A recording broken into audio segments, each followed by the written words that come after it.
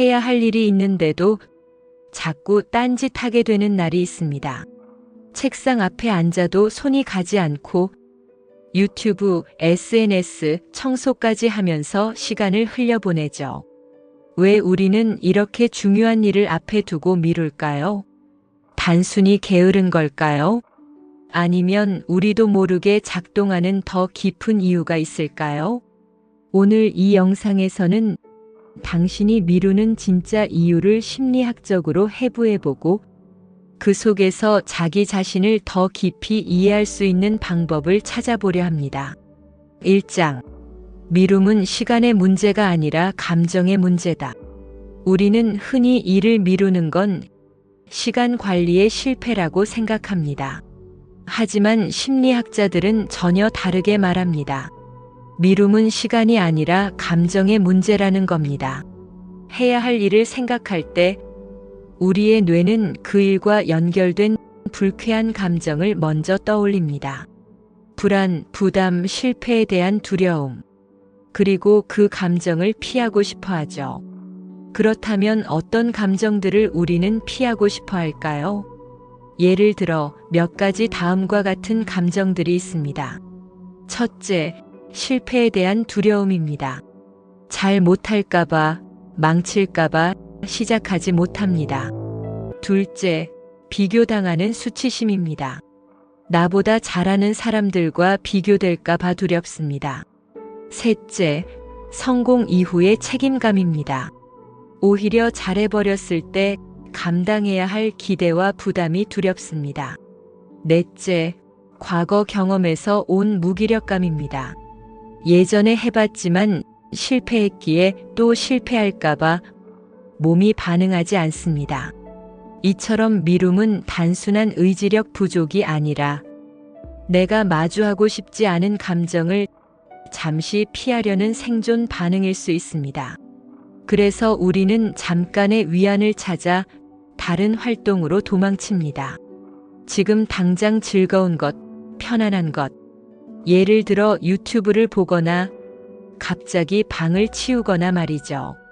뇌는 고통을 피하고 즉각적인 보상을 추구하는 방향으로 설계되어 있기 때문입니다. 그렇다면 이 원리를 역으로 이용해 볼 수는 없을까요? 바로 적으나마 즉각적인 보상을 스스로 설정하는 것입니다.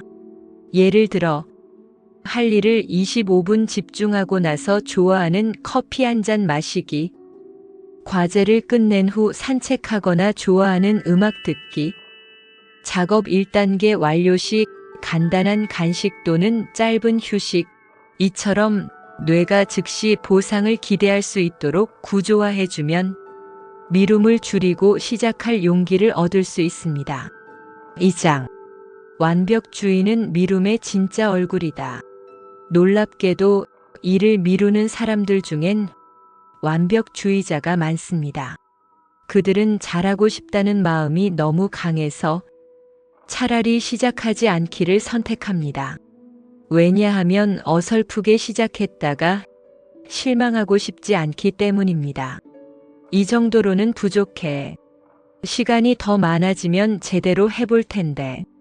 이런 생각은 결국 일을 미루는 가장 교묘한 방식이 됩니다. 완벽주의는 이 일을 잘해야만 나는 괜찮은 사람이라는 믿음에서 옵니다. 그리고 그 기대에 못 미칠까봐 우리는 차라리 시작을 포기합니다. 하지만 아이러니하게도 그렇게 미루는 동안 우리는 스스로에게 실망하게 되죠. 3장. 반복되는 미룸은 자존감을 갉아먹는다. 일을 미루는 건 순간적으로는 편안합니다. 하지만 그 행동이 반복되면 무기력함과 자기불신이 쌓입니다. 나는 왜 이것도 못할까? 나는 왜 항상 미루기만 할까? 이런 생각이 반복되면 우리는 스스로를 점점 더 믿지 못하게 됩니다. 그리고 자존감은 조용히 무너집니다. 결국 우리는 무엇도 시도하지 않게 되고 시작하는 것 자체가 두려운 사람이 되어갑니다. 이 악순환은 우리의 잠재력을 갉아먹습니다. 하지만 그 고리를 끊기 위해 우리는 먼저 그 감정의 정체를 알아야 합니다. 미루는 당신은 게으른 게 아닙니다. 당신은 지금 감정과 싸우고 있는 중입니다. 해야 할 일을 생각할 때 드는 감정.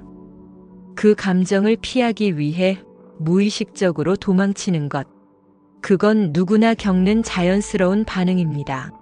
하지만 그 감정을 알아차리는 순간 우리는 새로운 선택을 할 수 있게 됩니다. 다음번에 또 미루고 싶어질 때 스스로에게 이렇게 물어보세요. 지금 내가 피하고 싶은 감정은 무엇이지? 실패, 수치심, 기대감, 무기력함. 그 감정을 인정하는 순간 당신은 다시 시작할 수 있습니다. 그리고 그 시작은 자기 자신을 믿는 작은 연습이 될 것입니다.